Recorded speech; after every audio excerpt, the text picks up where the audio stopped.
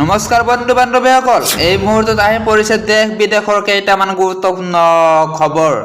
আপোনালোকে ভিডিঅ'টো স্কিপ নকৰাকৈ শেষলৈ চাই থাকিব।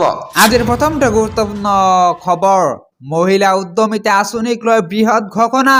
এই মুহূৰ্তত আহি পৰিছে এটা ব্ৰেকিং নিউজ। মহিলা উদ্যমিতা আঁচনিক লৈ মুখ্যমন্ত্ৰী ডক্টৰ হিমন্ত বিশ্ব শৰ্মাই কৰিছে বৃহৎ ঘোষণা। প্ৰতিগৰাকী মহিলাই লাভ কৰিব 10,000কৈ টকা।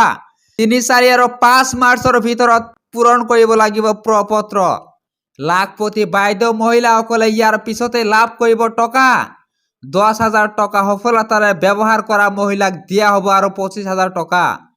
এই 25,000ৰ 12,500 টকা দিব চৰকাৰে আৰু 12,500 টকা উভতাই দিব লাগিব মহিলাসকলে। আজিৰ পৰৱৰ্তী গুৰুত্বপূৰ্ণ খবৰ, ৰাম মন্দিৰক লৈ বদৰুদ্দিন আজমলৰ বিস্ফোৰণ। এই মুহূৰ্তত আহি পৰিছে আন এটা ব্ৰেকিং নিউজ। ৰাম মন্দিৰ দৰ্শনৰ বাবে পুঁজি ধাৰ্য কৰিছে চৰকাৰে। ৰাম মন্দিৰ দেখুৱাতকৈ মানুহক চন্দ্ৰলৈ পঠিয়াব লাগে।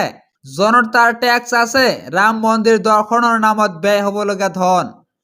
এই টেক্স মুছলমানসকলেও দিছে।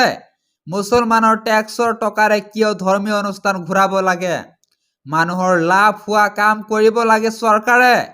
মুখ্যমন্ত্ৰী ডক্টৰ হিমন্ত বিশ্ব শৰ্মাক প্ৰশ্ন বদৰুদ্দিন আজমলৰ।